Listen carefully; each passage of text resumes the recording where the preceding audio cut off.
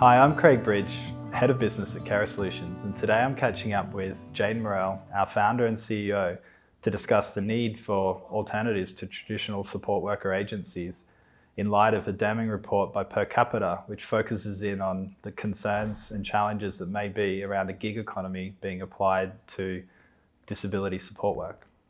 Hi, Jane. Awesome. Hi, How are Craig. you? How you going? Good. And yourself? Excellent. So the report has a focus on really being concerned about the challenges of online platforms, support workers becoming self-employed, and really warns of this Uber-like approach that will really shortchange support workers and, most importantly, bring, I guess, a question or a cloud over the quality of the support work. And when we think about that, obviously, Carer Solutions was born, say, 11 years ago. At that time, it was even before the NDIs had come about. What were those key drivers, or what was it that you were looking at of the challenges around traditional agency and how that could be solved in the light of the participant? Prior to the inception of the NDIS, people with disability just had very, very limited choices and limited options. They really struggled to receive the supports that they needed from traditional care agencies and also support worker agencies. There was a real need brewing at the time for an alternative, or even for people to take on their own responsibilities of employing their own workers themselves. So there was a huge lack of choice, lack of control felt by a lot of families. There was limited availability of staff. When staff did turn up, there was a lot of inconsistencies with the staff that they did have. There was just a lack of quality of care, and also people felt like they were just dealing with random people coming in and out of their home, people that they didn't have a relationship with, they didn't necessarily trust, they didn't know, just coming, to rock up for a shift. So it was very confronting for so many families. And, strangers basically just coming in, and, families feel very confronted by that and also very uncomfortable with that situation. Yeah. So there was a real push towards what is a solution to give these people pure choice and control over their own care arrangements so they can feel like they're in the driver's seat. Yeah, great. So within the report, there's a pretty grim focus on this idea of the Uberization of support workers and what that can mean. I guess in your view, when we look at the idea around self-employed support workers, where do you see the problems for the support worker, but also for the person receiving that support? Yeah, absolutely. Definitely with the Uber style model, there is a lot of risk that is placed on the worker themselves from the outset. They need to do things like organise their own superannuation, they need to organise their own insurances, and that's a minefield for anybody to try and organise at any given time, let alone someone whose responsibility is doing it for their livelihood. And I think also there's a massive risk as well that they're not being paid properly and not being paid within the award rates, which is also a massive issue. If they don't have these things in place, they're breaking the law more often than not. So there's a lot of risk.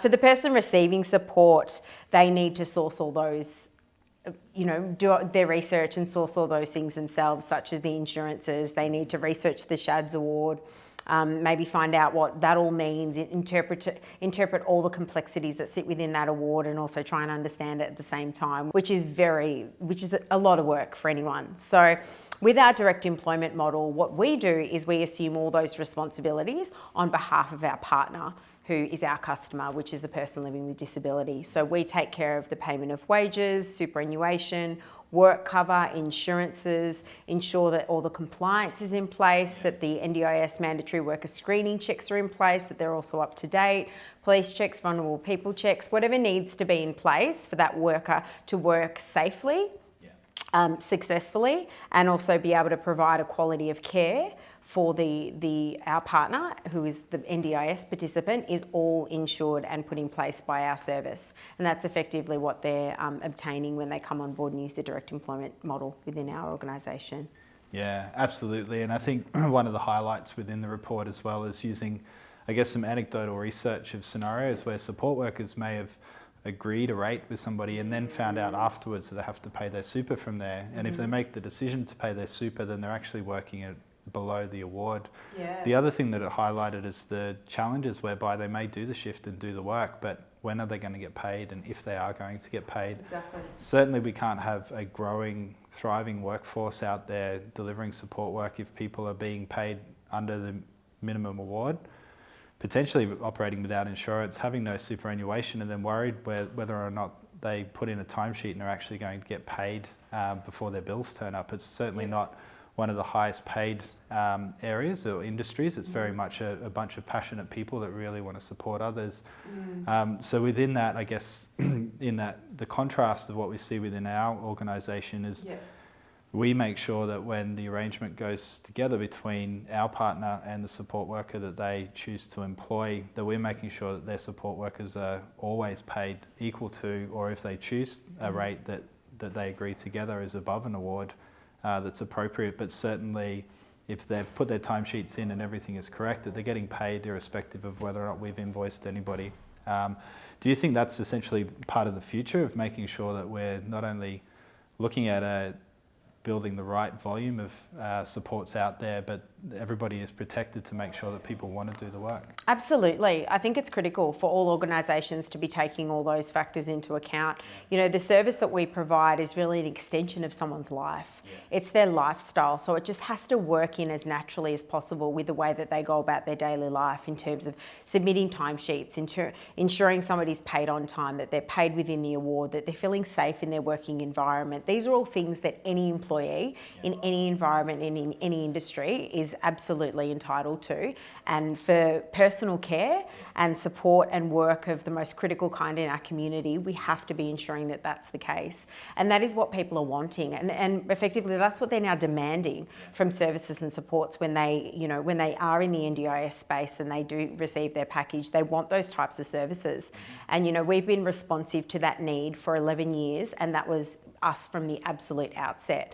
And if anything, that ideology and that way of thinking and that way of operating is just continuing to grow. And, you know, that is being felt through every single community, that organisations will be forced to have to follow suit and make sure that those things are in place, and that everything, you know, obviously that underpins that in terms of compliance and safeguards and quality are being managed as well. And you constantly need to be updated on that and educated and understanding how those goalposts are moving all the time too, because it is also a very changing environment.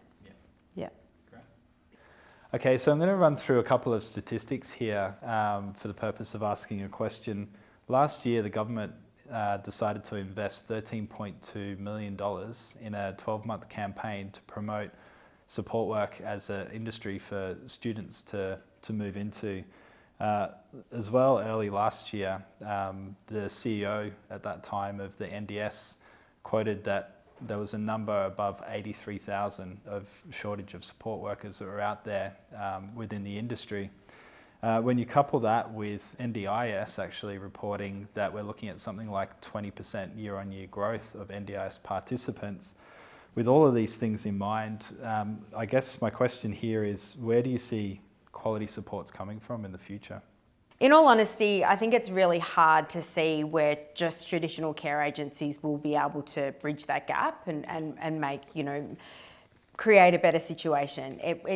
They just can't, and it can't be up to them. There has to be other alternatives within the space that are also looking to help solve that problem, especially in remote, rural, regional areas where, you know, supports are very, very limited, and the problem is burning right now, that we need to look at what the solution is and get onto it really quickly. The government campaign in targeting school leavers and vocational training, I mean, the realistic part of that is those people, once they've undertaken the course and they've gone through, will not be graduating for another 2 to 3 years. So while that's happening, some probably 50,000 NDIS participants will then be at that point where they're needing support. So the problem just keeps growing bigger and bigger. So it's not just students through vocational training that we can rely on either. It's such a big problem, and it needs to be looked at with, you know, a wide lens, and there needs to be many different alternative solutions for people, which currently aren't in place at the moment. For the NDIS to work for everyone, we definitely need alternatives. We need more solutions, and also we need the solutions to be safe and meet all the compliance requirements. If it's not safe, it's just simply not going to work. We need these things in place to be successful. Yeah, agreed. And with that, I guess with online platforms or marketplaces, for them to participate in being part of a solution moving forward. What do you feel is the key criteria? What are the elements that they've really got to focus on to not be in the next damning report, but actually be part of a solution? Yeah, absolutely. They need to place compliance at the forefront for the support workers that are coming online to use their platform, and also ensuring the compliance is in place for their customers that are using the platform as well. Until they've made that a priority, they just, as the report says, they really shouldn't be playing in the space. It's just way too risky for everyone involved. Yeah, agreed. Online agencies still need to employ aggressively as well, traditional care agencies, because they're part of this space. They're also part of what we all need to work towards in terms of a solution that needs to still happen. And at Carer Solutions, our unique point of difference is we provide all those supports for people. We provide the level of compliance. There is, we do ensure your obligations are met, your workers are paid on time, there are insurances in place, you are working within award rates, and it's all safe and it's all assured for you. So there are those burdens and also those massive risks at play with the online platforms that we just take away and just simply don't have when you enter our direct employment model. So it really gives assurance and gives a massive peace of mind to people to know that stuff is taken care of without having to be a bookkeeper, an accountant, an expert in the field, research insurances exhaustively, or know anything about that. You can leave it up to us. And with that as well, I think the interesting thing is, you mentioned earlier, is if the size of the workforce isn't there and it's not meeting the number, which is the need, then surely the people that are coming new to the industry to become support workers, particularly for our partners, bring a different dynamic. What I know that we experience quite often is they're already known to the family, they're already known to the person that's the participant. People are not numbers, they're not participants in numbers, they are humans, they are people. And the idea of having a support worker that that you get along with, that fits with you and your lifestyle and the things that you want to achieve, do you feel like that is the future of the NDIS being successful? Absolutely, absolutely. And that is the key point of difference with our service, is that people employ people through our service that they know and they trust, and more often than not that they have an existing relationship with. So that foundation and that relationship is already there. That person knows you, they know what you need, they know what's best in terms of your care. You can direct them as you need accordingly, and also you can negotiate your own rates of pay. So it's a really great relationship that you share, where you're in the driver's seat and you're exercising true choice and control, which is what our direct employment model is all about. Yeah, and certainly with the ability to have more than one support worker registered and meeting all of that compliance, certainly we speak to a number of partners who talk about getting great services from traditional agencies, but not getting the hours and the days that they need. And I guess for me, one of those things that we see a great lot of joy in is when somebody does have multiple support workers at the ready. So they can go and do activities that are at night time or weekend, or a day that doesn't fit with maybe the traditional model. Do you think that traditional agencies need to also push themselves a little harder to be able to be more accommodating to choice and control when it comes to the time and the timing around shifts, I guess, and the availability of support workers? Yeah, absolutely. Choice and control are the two major tenets of the NDIS scheme, and that is something that we built Carer Solutions around, and ensuring that our partners, who are our customers, have those two key things throughout their usage with our service and their experience with us.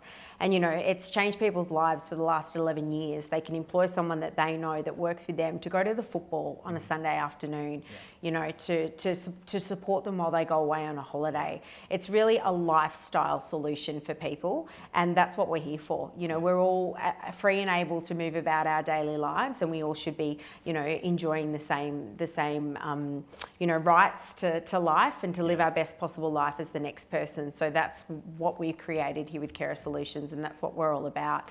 And that's why people have enjoyed that for such a long time. And it is so critical. We identified that 11 years ago, pre-NDIS, and if anything, it's only got to become more and more important as the scheme continues to grow and roll out and also evolve. That's what people want, and there's no reason why people shouldn't get it. And I think there's some really interesting points in there. In particular, I guess it highlights the real differentiation of what our direct employee service is compared to traditional agency, online agency, if you like, and these marketplaces. Yeah.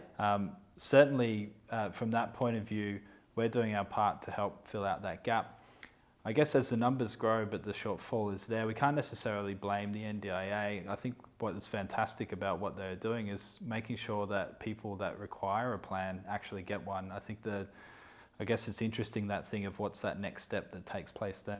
Yeah, absolutely. We certainly can't blame the NDIA, and we can't blame the agencies who are playing in this space for attempting to solve that problem and work towards solving it. But what we need to do is ensure that we are creating an environment where safeguards and quality is, central to every organisation, and everyone ensures that they're rolling that out in the best interest of the support workers and also in the best interest of the NDIS participant. Yeah. And what the Per Capita report, I think, is pointing out at the moment is that the online platforms aren't necessarily doing that at the moment, but let's get into a space where we can all talk about it and have open conversation and ensure that we are, so we can provide the supports and the care and satisfy the numbers that are definitely reaching, great heights and blowing out as we move forward. Yeah. So it's a real opportunity for everyone in the space.